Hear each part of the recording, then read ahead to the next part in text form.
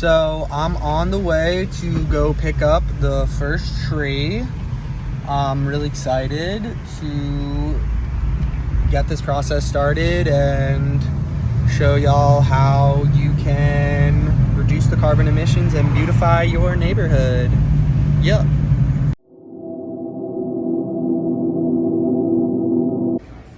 In Home Depot, have a gift card here thanks to my amazing aunt and uncle on my stepmom's side, and we're gonna go and find out what tree we're getting and what else I need to plant it. So stay posted, stay tuned. Yeet, yeet. Left my freaking keys in the car, but now I'm on the way back more determined than I was before, and I met this cool dude who's gonna help me out. Stay tuned.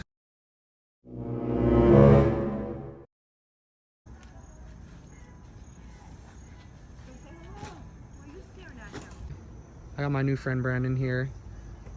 Hey. Homie at Home Depot. He's telling us a little bit about some trees and gonna make some recommendations based on the amount of carbon that each tree is capable of intaking. So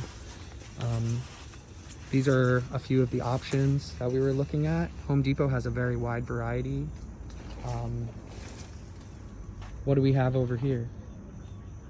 The Zelkova. I'm just looking at these different trees and trying to imagine which ones, when they grow, are going to grow the fastest and the biggest, basically, trunks. Because it's inside the trunk that you're going to be sequestering carbon from the air in the form of, you know, long, basically starch or sugar, or basically that's how it's the wood itself that's made up of carbon. Okay. And if you're trying to get rid of carbon dioxide in the air, you know, basically encouraging a tree and plant life in general, right? The whole purpose of its what's called photosynthesis is to take the carbon dioxide that's in the air and to basically fix it in a temporary, but you could say it's not short term, it's not long term, because eventually the tree dies and it decomposes. But in the medium term, it stores carbon in like a medium term carbon cycle. Right. And so, you know, I prefer trees that are like, that look like they're going to grow fast, thick stems. Like this one actually is already, you know, looking like it's going to grow tall and thick, which is what you want out of a plant that you're trying to have it, you know, fix that carbon. Right. Okay. I just asked Brandon here about which trees he would recommend, and we were talking. I was looking through some trees that happen to take up the most carbon from the atmosphere, and one of those were oak trees. Yeah. And Brandon started explaining to me how the monoculture. Well, basically, when you have an oak tree, or when you have a maple tree, or any of these like trees that are native to our region here in New York, right? And you see them basically growing large trees, wide trees in people's front yards, and then they drop their seeds, whether it be an acorn, or you mentioned you had a Chinese chestnut tree. So all of those seeds, really what they're trying to do is they're trying to grow a new tree somewhere else. And if this project is really designed for, you know, encouraging a tree to grow, right? The simplest thing you can do is just allow those trees, those seeds that are being dropped, to grow into fruition.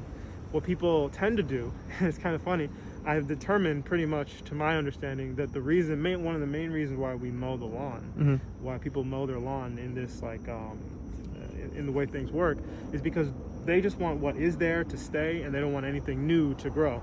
But often what would happen if they didn't mow their lawn is it would become like a forest. It would basically allow all of the different seeds, the tree seeds, the shrubs, whatever, to take root and to grow into, instead of being a lawn, a well-manicured lawn, you know, you spray this to get rid of the crabgrass, or you pull this, or you do all this extra work going around mowing it, basically to avoid all of that.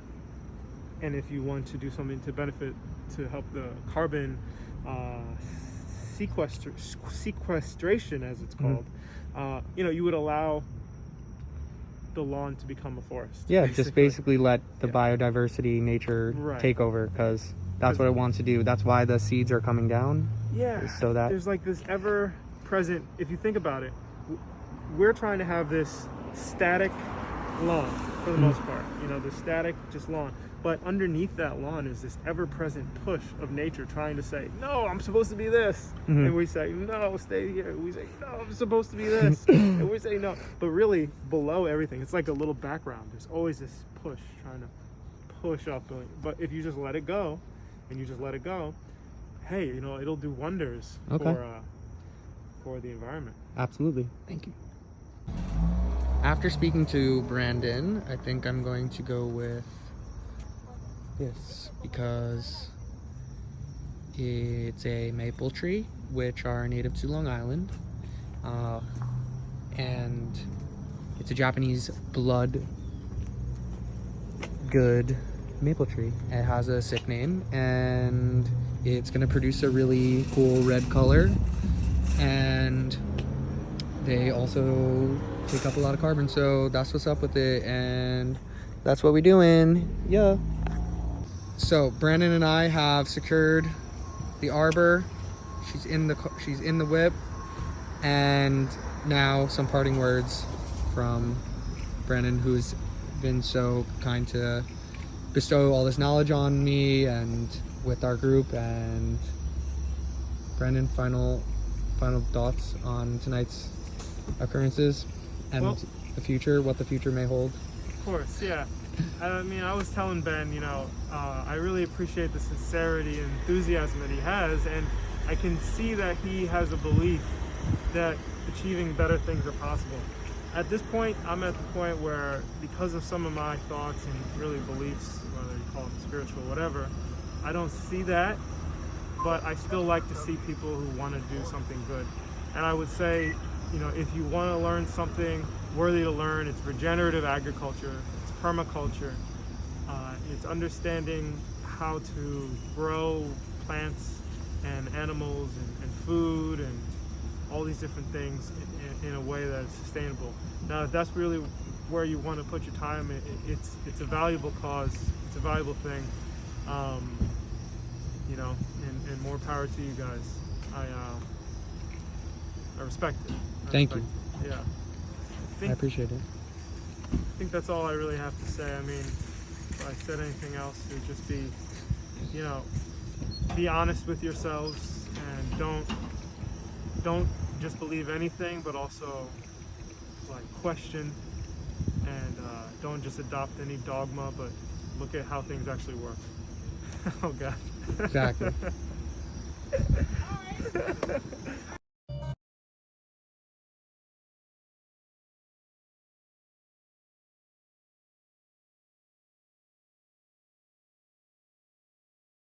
Okay, so it's the next morning. Good morning. I have located my planting site. It's right here. Used to be a fire pit. No more fires going on back here. So we're gonna fuck around and put a tree there.